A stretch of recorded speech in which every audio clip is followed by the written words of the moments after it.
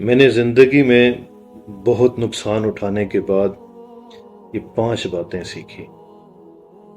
پہلی، لوگوں کو ان کے مطابق سوچنے دیا جائے۔ دوسری، ہر کسی کو وضاحت دینا ضروری نہیں ہوتا۔ تیسری، ہر بار خود کو سچا ثابت کرنا ضروری نہیں ہوتا۔ چوتھی، لوگوں کو ان کی سوچوں سمیت آزاد چھوڑ دیں۔